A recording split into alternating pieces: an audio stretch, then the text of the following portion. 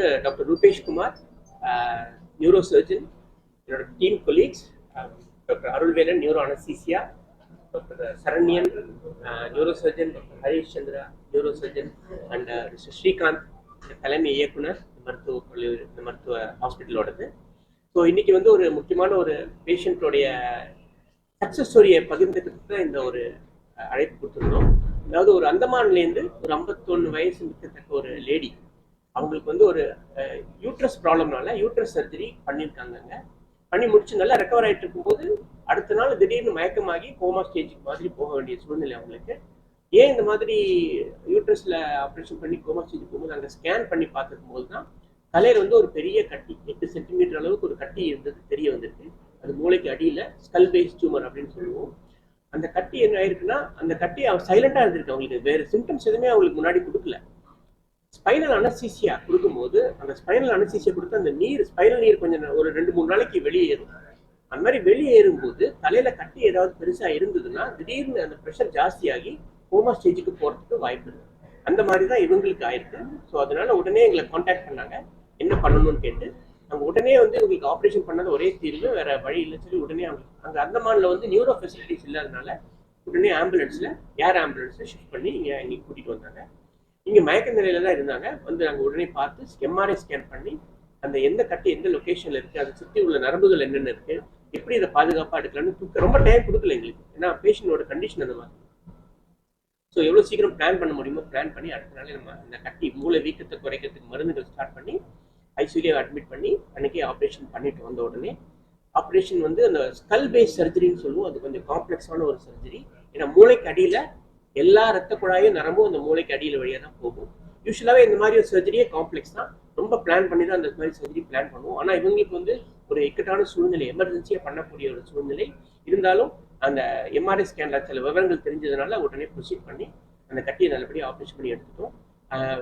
ஒரு 6 மணி நேரம் கிட்டத்தட்ட ஆச்சு. நிறைய ப்ளீடிங் நிறைய இருந்தது. பட் எல்லாம் சமாளிச்சுட்டும் கட்டி நல்லபடியாக வந்துடுச்சு. அவங்களும் கொஞ்சமாக நல்லா ரெக்கவர் ஆகிட்டாங்க. ஸோ இப்போ இன்னைக்கு 8வது நாள். இன்னைக்கு தான் வந்திருக்காங்க பேஷண்ட், திரும்பவும் நல்லா இருக்காங்க. She is completely recovered. இன்னைக்கு ஸ்டிச்சஸ்லாம் எடுக்க போகிறோம். எடுத்துட்டு 1-2 நாளில் இங்கே தங்கி இருந்துட்டு அவங்க ஊருக்கு அந்தமானுக்கு போகிறதுக்கான ஏற்பாடு பண்ணிட்டு இருக்கோம். கட்டி ரிப்போர்ட்டும் வந்திருக்குது. நல்ல கட்டி தான். இது வந்து ஒரு கிரேட் 1. ஸோ இப்போ ஃபர்தராக அவங்களுக்கு தெரப்பி தேவைப்படாது. ஏன்னா கட்டி ஆப்ரேஷன் பண்ணி ஃபுல்லாக எடுத்துட்டோம். ஏன் இந்த மாதிரி ஒரு கட்டி வந்து சைலண்டாக எப்படி வளர்ந்துருக்குங்கிறது சிலவங்களுக்கு வரலாம். யூஸ்வலாக இந்த மாதிரி கட்டி வந்து தலைவலியாலேயோ இல்லை கண் பார்வை மங்கிறதுனாலையோ இல்லை ஒரு ஃபிக்ஸ் மாதிரியோ தான் வந்து ஹாஸ்பிட்டலில் ப்ரெசென்ட் பண்ணுவாங்க. இவங்களுக்கு வந்து ஒரு சைலண்டாகவே இருந்திருக்கு. இந்த ஸ்பைனல் வந்ததுக்கு அப்புறம் தான், கோமா போனதுக்கு அப்புறம் தான் அந்த கட்டி இப்படி இருக்கிற விஷயமே தெரிய வந்திருக்கு. இது ரொம்ப ரேர் இந்த மாதிரி ப்ரெசன்டேஷன்.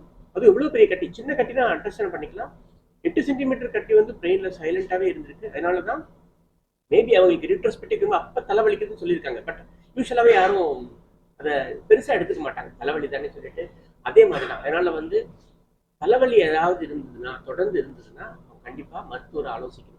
உங்களுக்கு வந்து இந்த ஆப்ரேஷன் யூட்ரஸ்க்கு முன்னாடியே இந்த மாதிரி தலைவலிக்கு நரம்பு டாக்டர் ஏதாவது பார்த்து அவங்க ஸ்கேன் பண்ணியிருந்தாங்கன்னா இந்த ஆப்ரேஷன் வந்து ஸ்பைனலில் பண்ணக்கூடாது, அனஸ்தீசியா கொடுத்து பண்ணணும். இல்லைன்னா இந்த கட்டி பிரெயின் கட்டியை ஃபர்ஸ்ட் ஆப்ரேஷன் பண்ணி முடிச்சுட்டு தான் யூட்ரஸ் எடுக்கணும். ஆனால் இவங்களுக்கு அந்த மாதிரி சிம்டம்ஸ் இவங்களும் பெருசாக அதை சொல்லலை, அதை அவங்க பெருசாக எடுத்துக்கல. அதனால வந்து ஸோ ஒரு விழிப்புணர்வு இது. ஏன்னா இந்த மாதிரி பெரிய கட்டி இருக்கும்போது நம்ம ஸ்கேன் பண்ணாமல் வேற எதுக்காக ஸ்பைனல் கொடுத்துட்டோம், அவங்க அன்கான்ஷியஸாக போய் கோமா ஸ்டேஜ். இவங்க லக்கிலி உயிர் பழிச்சிட்டாங்க. She is completely normal. Second life for her. But எல்லாருக்கும் இந்த மாதிரி அதிர்ஷ்டம் கிடைக்காது. நிறைய நேரங்களில் அதுவும் ஒரு தீவில் இருக்காங்க அவங்க, அந்த மாதிரி தீவில் ஃபெசிலிட்டிஸ் இல்லாத இடத்துல இந்த மாதிரி ஆயிடுச்சுன்னா நிறைய பேர் வந்து உயிருக்கே ஆபத்து. ஸோ ஜஸ்ட் ஒரு 6 ஹவர்ஸ் கழிச்சோ 12 ஹவர்ஸ் கழிச்சோ வந்திருந்தா கூட லைஃப் த்ரெட்டன். இந்த மாதிரி அவங்க டிஸ்சார்ஜ் பண்ணி நார்மலாக வீட்டுக்கு போகக்கூடிய சூழ்நிலை வந்திருக்காங்க. ஸோ அதனால வந்து டைம் இந்த மாதிரி ஒரு எமர்ஜென்சி சுச்சுவேஷனில் எவ்வளோ சீக்கிரமாக நம்ம ஆக்ட் பண்ணி அந்த டியூமர் எடுத்து அந்த பிரச்சனை குறைக்கிறோமோ இந்த அவுட்கம் ரெக்கவரி வந்து ரொம்ப நல்லா இருக்கும். அதுக்கான விழிப்புணர்வு.